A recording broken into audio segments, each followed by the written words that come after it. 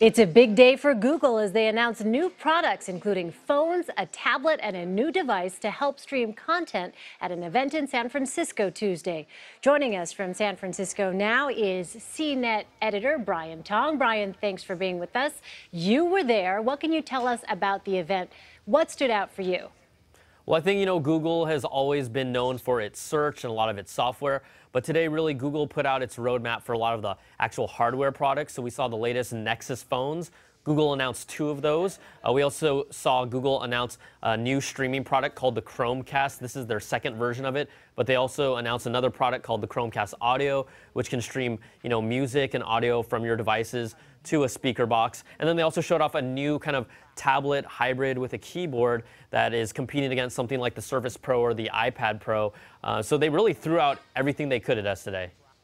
Apple, meantime, just announced record sales of their iPhones 6S and 6S Plus. Is Google trying to take a bite out of their sales releasing these products?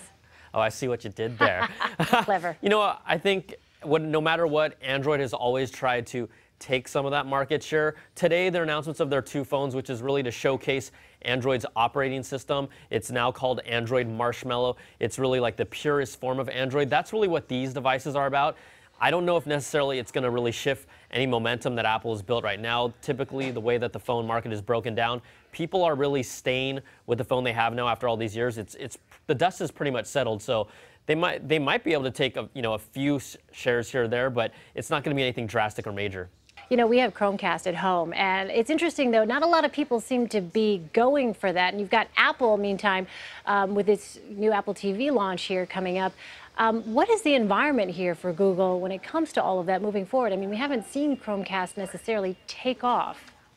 Yeah, you know what? Chromecast is kind of a sleeper. If you ask most people that are outside of the tech world, they may not really know about it. But what makes it special is it's this little device. It only costs $35, and you can use it whether you have an iPhone, an Android phone, a Windows laptop, a Mac laptop. You can use it with any device, so it's not stuck to a specific platform. I think as people have gotten more comfortable and used to streaming video, which is quite honestly only really taken off in the past couple of years, you're going to see people be more comfortable with the idea of a Chromecast. And let's be honest, it's like the best stocking stuffer you could get this Christmas, $35. That's why it took off a couple of years ago. So yeah, absolutely. We have it on the TV above the treadmill. It's great.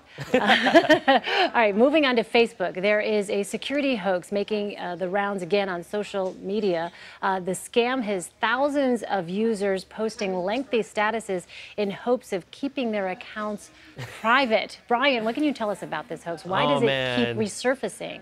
You know what? This is kind of the age-old Facebook hoax that comes around. I like to kind of think of these as the chain letters that we used to get before Facebook existed, where it said like donate or save someone's life and send this to 10 friends, and they do it. The reason why these things continue to work is that they play on kind of some of our fears, and let's be honest, Facebook has such a large general population.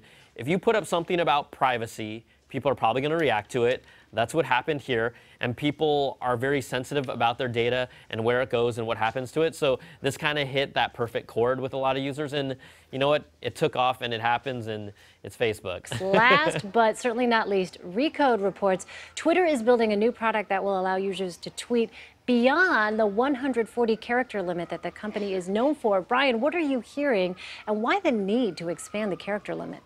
Well, I think that I'm sure you've sent out a couple tweets before, and you've actually had to change how you write to fit all those letters in, whether it's condensing it, making it a little more like a little less proper English and a little more like super tight broken English. Right. But also from Twitter's standpoint, the platform is so popular, but it's still, it needs to actually be used even beyond that. And what we've seen is a lot of times companies, advertisers, they're going to Facebook because they're allowing you to put something more of like a long form content piece. You can write a nice little description about it. It can explode virally just as much on Facebook and been shared there than it can in Twitter, which can be a little more temporary. You see it and it goes away, and there's so much stuff on there. So I think that Twitter has to address that by allowing people to not only add more characters to their message, it can potentially set them up to have more engaging content. And quite honestly, I think that Twitter wants some of that uber engagement that Facebook does still have because of its